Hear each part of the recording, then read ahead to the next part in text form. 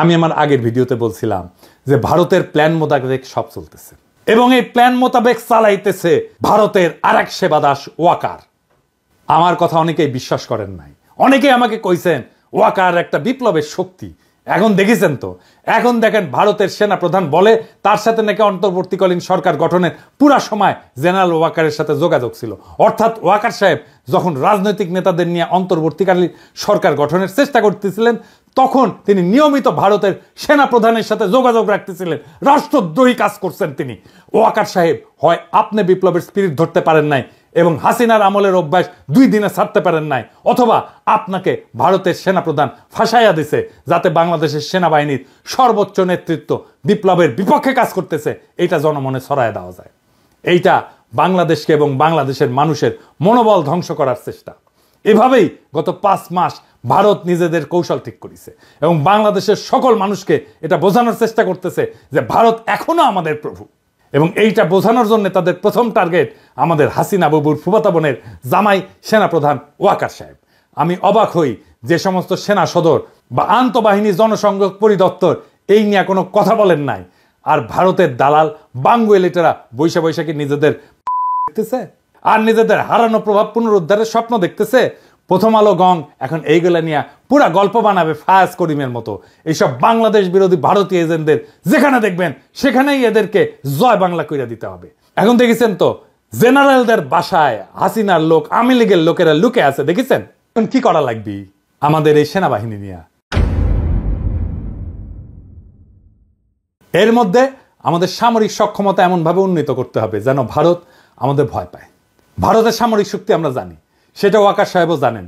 সামরিক বিষয়ে তাই এখানে বলতে চাই না, আমার সাথে যোগাযোগ করলে পরামর্শ দিয়ে দিব। তবে এটা বলতে পারি আমাদের সশস্ত্র বাহিনীকে নতুন নতুন আধুনিক যুদ্ধ বিমান, ট্যাঙ্ক, যুদ্ধ সরঞ্জাম কিনতে হবে। মাঝে মাঝে সে সমস্ত মাল দিয়ে একটু প্রশিক্ষণ করে তো ফুটেতে টুটেতে হবে আর কি, বুঝছাও? আর বলিছি এটা সাইবার ব্রিগেড করতে হবে আমাদের শক্তিশালী, তাইলে আমাদের পাতলা পায়খানা চলতে থাকবে। ভারত কিন্তু ফ্রান্স থেকে রাফেল কিনেছে, রাশিয়া থেকে কিনেছে সুখয় যুদ্ধ বিমান। আমাদের তো রাশিয়া আর ফ্রান্সের সাথে সম্পর্ক ভালো, যুক্তরাষ্ট্রের সাথেও ভালো, তুরস্কও আছে। ভারত এতদিন আমাদের আধুনিক যুদ্ধ সরঞ্জাম কেনার ব্যাপারে ভেটো দিয়ে আসছে করলে, এখন বুঝতে পারছেন তো কেন তারা ভেটো দেয়? এই কূটনীতির কারণে। কারণ ওরা চায় আমরা যেন সমরে শক্তিশালী হইতে না পারি এবং তাদের সেবা দাসী হিসেবে থেকে যায়। এরপরে আসেন কৌটিল্যের কূটনীতিতে জোট নীতি কি। কৌটিল্য বলে দিছে যে যখন রাজায় যুদ্ধ করবে না তখন সে অন্য শক্তিশালী রাজ্যের সাথে জোট গঠন করবে এবং নিজেকে সেই শক্তিশালী রাজার হাত থেকে নিরাপদ রাখবে। ভারত কিন্তু এই কামটাও ঠিক মতো করে, মানে কৌটিল্যকে মাইনে চলে আর কি। এই যেমন ধরেন ভারতের সামরিক সহযোগিতার সম্পর্ক আছে রাশিয়া, ইসরায়েল আর যুক্তরাষ্ট্রের সাথে। এই 3 দেশ চাইলে যে কোনো সময় ভারতকে জয় বাংলা করে দিতে পারে। আবার লক্ষ্য করলে দেখবেন যে এই 3 দেশের সাথে যাদের শত্রুতা, ভারত কিন্তু তাদেরকে শত্রু মনে করে। এই 3 দেশের কমন শত্রু হইল মুসলিম দেশগুলা। ভারত এদের সাথে সন্ধি করার মানে হইল ভারত এদের সাথে মিলা মুসলিম বিরোধী শক্তি গঠন করতে চায়। ভারত এইসব দেশ থেকে সমরাস্ত্র কেনে, এদের সাথে মিলিটারি তথ্য আদান প্রদান করে। আমরা হয়তো ইসরায়েলের সাথে সম্পর্ক করতে না পারলেও বাকি 2 দেশের সাথে পারবো, সেই অবস্থা আমাদের আছে। আবার কাঁঠাল রানী যেইভাবে আমেরিকার সাথে সম্পর্ক খারাপ করেছিল তাতে এটা পরিষ্কার যে হাসিনা ভারতের নীল নকশা বাস্তবায়ন করেছে যেন বাংলাদেশের সাথে আমেরিকার সম্পর্ক ভালো না থাকে। আমরা এদের সাথে সম্পর্কের পাশাপাশি চীন, পাকিস্তান, সৌদি আরব, ইরান, তুরস্কের সাথে সামরিক সম্পর্ক তৈরি করব। এরা কেউ ভারতের সাথে সন্ধি করবে না, কিন্তু আমাদেরকে এরা ভালোবাসে, ঠিক কিনা বলেন? আমাদের সাথে সন্ধি করবে। এই সন্ধিগুলা হইলে তখন দেখবেন যে জয়শঙ্কর বাবাজি আর অজিত দোভাল কিভাবে দৌড়ের উপরে থাকে। আমাদের সামরিক কেনাকাটাগুলা আমরা এইসব দেশ থেকে করব। আর আমেরিকা, রাশিয়াকে সাথে নিতে হবে। এরা কিন্তু হিসাবি দেশ, এদের থেকে সমরাস্ত্র না কিনলে এরা আপনাকে কোনো সাপোর্ট দিবে না। ভারতে রাফায়েল আছে, আমরা F-16 কিনতে পারি। আবার ফ্রান্সের রাফায়েল অথবা রাশিয়ার সুখয় কিংবা চীনের চেংদু J-10 চার্লি কিনতে পারি, তাই না? তবে ফ্রান্সের রাফায়েল কিনলে আমি এনে খুশি হমনি, তাই না? আমাকে এত আশ্রয় দিছে না ফ্রান্সের সরকার, ওদের কিছু করা লাগে না, আমাদের তো একটা দায়িত্ব আছে, কি বলেন? তো রাফায়েল কিনলে পিনাকি দাদা খুশি হয়ে যাবে নি, বুঝছাও? তো শুনেন, কেনা লাগবি না এখনই, খালি কেনার আলাপ শুরু করে দেন, দেখবেন ভারতের সীমান্তে কাঁটাতার বসানো থেমে যাবে। আমি গ্যারান্টি দিচ্ছি, লিখে দিচ্ছি, না হইলে আমার এসে কইেন। আলাপ শুরু করেন খালি, দেখেন তাদের রাষ্ট্রদূতের দৌড়াদৌড়ি শুরু করে দিবে ওই দেশে। তখন ওরাও ভারতকে তাদের ব্যবসার মধ্যে না আসার পরামর্শ দিয়ে বসায় দিবে। পাকিস্তানে আমাদের সামরিক কর্মকর্তাদের সফর একটা ভালো সংবাদ শুনলাম, তাদের থেকে JF-71 যুদ্ধ বিমান কেনার আলাপ চলতেছে। বাংলাদেশ কিনলে তারা খুশি হবে। দক্ষিণ এশিয়াতে ভারত একটা সিপাই থাকবে। এইবার আসেন কৌটিল্যের দ্বৈত নীতি, এই জিনিসটা আবার কি? এটা সবচেয়ে মজার থিওরি। এটার মধ্যে একজন রাজা একই সময় একজনের সাথে যুদ্ধ আর একজনের সাথে সন্ধি, বুঝছাও? মানে হইলো ভারত একসাথে দুইটা যুদ্ধ করতে পারবে না, করবেও না, কখনোই না। দেখবেন যখন পাকিস্তানের সাথে যুদ্ধ খেলে তখন অন্য কারোর সাথে সেই খেলা দেখায় না। গত 16 বছর তো আওয়ামী লীগ ভারতকে বাম্পার সুবিধা করে দিছিল। বাংলাদেশ তো তাদের দখলেই ছিল, তাই না? ভারত নিশ্চিন্তে অন্যদের সাথে ঝামেলা করে গেছে। এখন তো সেই মজা আর নাই। এখন আমরা ভারতের শত্রু সকল দেশের সাথে আলাদা আলাদা করে সম্পর্ক তৈরি করব। আধুনিক বিশ্ব ব্যবস্থায় সম্পর্কের অন্যতম মাধ্যম হইল ব্যবসা এবং বাণিজ্য, এই সম্পর্ক জোরদার করা। এবার আসেন আমাদের ভারত নীতি কেমন হবে, কি দিয়ে আমরা ভারতকে সাইজ করতে পারবো, ওরা দৌড়ের উপরে রাখতে পারবো, প্রত্যেক দিন দাবরানির উপরে রাখতে পারবো। এটা আমাদের জানা দরকার না? আসেন দেখি। অনেকে মনে করে আমরা ছোট দেশ, ভারত ছাড়া আমরা চলতে পারবো না। আরামজাদা, চলতে পারি কিনা তুই দেখ আমাদের দায়িত্ব দিয়ে দেখ পারি কিনা। আমি প্রফেসর ইউনূসকে কইব যে আপনি অনতিবিলম্বে সার্কের কার্যক্রম চালু করেন। দরকার হলে বাংলাদেশ সম্মেলনের ডাক দিবে, আয়োজন করবে। এতে সকল দেশের সাথে বাংলাদেশের সম্পর্ক উন্নত হবে। ভারত আসতে চাইবে না জানি, কারণ তারা পাকিস্তানের সাথে এক টেবিলে আলোচনায় বসবে না। আমাদেরকেই সুযোগটা নিতে হবে। এই জন্যেই আমরা ভারতকে ছাড়াই সার্কের কাজ শুরু করব। দক্ষিণ এশিয়াতে ভারতের মহাজনগিরি ছুটাই দিতে হবে। দক্ষিণ এশিয়াতে পাত্তা না পেলে ভারতকে আর কোনো দেশই পাত্তা দিবে না। There is no country in the world which disregards its interests. SAARC চালু হইলে দেখবেন ভারতের পায়জামা ঢিলা হয়ে গেছে, ওর ফিতা খুঁজে পাচ্ছে না। সাথে আমরা অবজারভার হিসেবে নিব চীন, রাখাইন, এইসব দেশকে, তারা খুশি হবে। আফগানিস্তানকে নিব, রোহিঙ্গা সমস্যার সমাধানে নতুন গতি আসবে।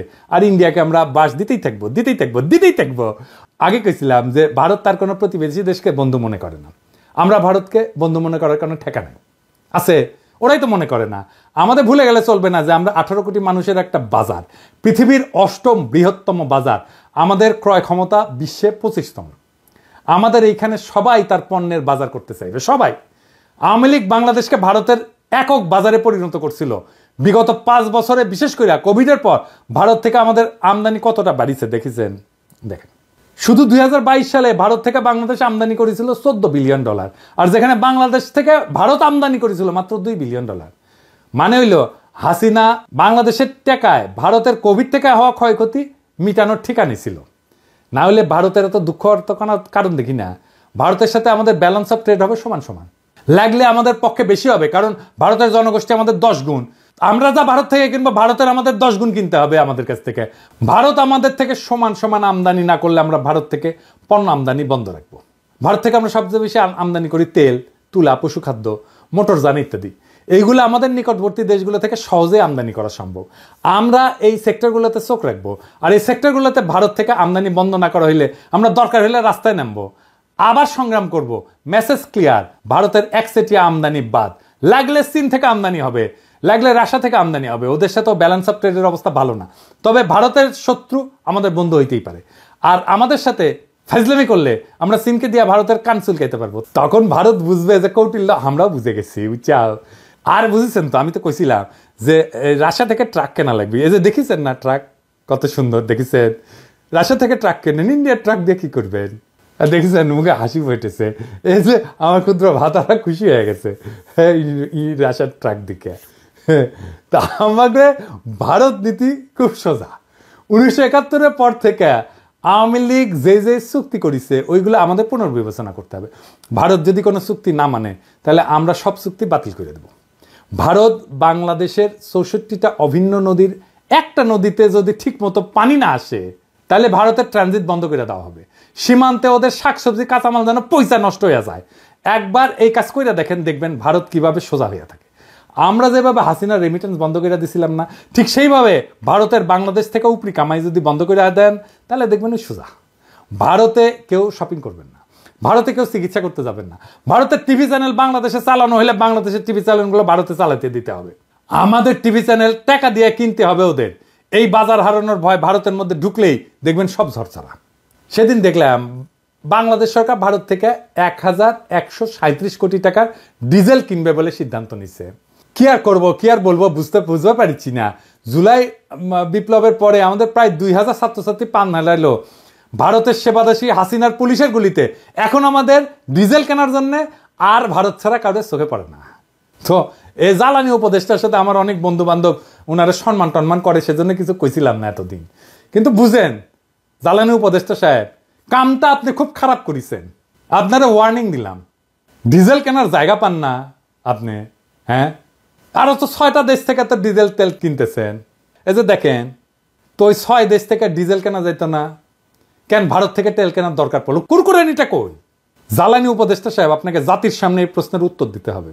সামে সিকোনে প্রচুর কাম করিচ্ছেন কলে, নাইলে বিপ্লবী জনতা আপনাকে কেন বিশ্বাস করবে? ইউনূস স্যার, আপনি কি এই ব্যাপারে জানেন? নাকি বিএনপির সাথে সমঝোতা হওয়ার পর এখন বিএনপির চাপে আপনারা এই সিদ্ধান্ত নিতেছেন? নিলে জানান, আমরা তো আছি। যেই দল গত 10 বছরে মুরগির ক্ষোভ থেকে বাইরে হতে পারে নাই, সেই দল এখন নিজেদের জুলাই আন্দোলনের মাস্টার মাইন্ড বলে, আবার ক্ষমতা আসার জন্য ভারতের সাথে আতাত করে, যেন ভারতের প্রভুত্ব বাংলাদেশে টিকে থাকে। এমনিতে আপনাদের জনসমর্থন কেমন এটা তো বুঝতে পারছেন। মানে ওই দলকে কইতেছি যে আসতে চায় ক্ষমতায়, তারপরে যদি ভারতের দাস হিসেবে পরিচিত পান, তাহলে ক্ষমতা আসলেও সে ক্ষমতা ধরে রাখতে পারবেন না।